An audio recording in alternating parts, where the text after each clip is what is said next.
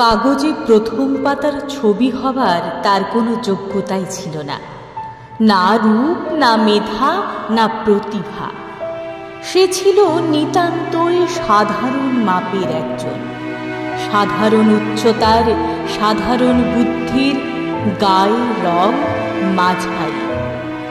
আমরা সঠিক জানি না, হয়তো কোনো চাকরিও ছিল না তার, হয়তো সে ছিল কোনো এক বৃদ্ধ দম্পতির একমাত্র ভরসা।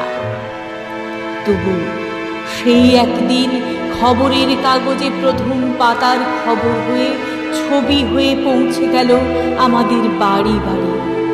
অবশ্য মুখোমুখি দাঁড়ানো ছবি নয়, আকাশের দিকে চেয়ে চিত হয়ে শুয়ে থাকা ছবি, নাকের ফুটোয় তুলো। তেমন কিছুই করেনি সে।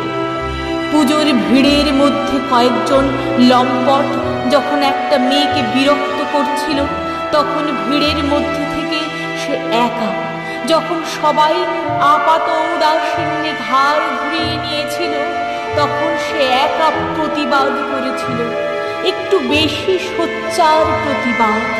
আর শুধু প্রতিবাদই নয়, প্রতিরোধ করতেও ছুটে গিয়েছিল সে।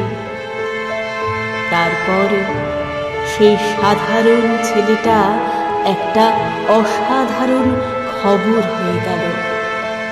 পুজোর ছুটির পরে প্রথম দিনের কাগজে তার ছবির দিকে তাকিয়ে আমাদের চোখ জলে ভরে আসে।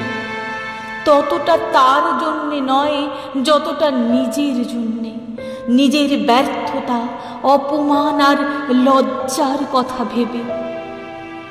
বেলা বাড়লে সকাল 9টার সাইরেন যখন খোঁয়াড় থেকে তাড়িয়ে বার করে আমাদের, যখন আমরা ছুটতে থাকি, এ ওকে টপকে ছুটতে থাকি, আর মাঝে মাঝে নিজের রক্ত নিজেই চেটে খাই।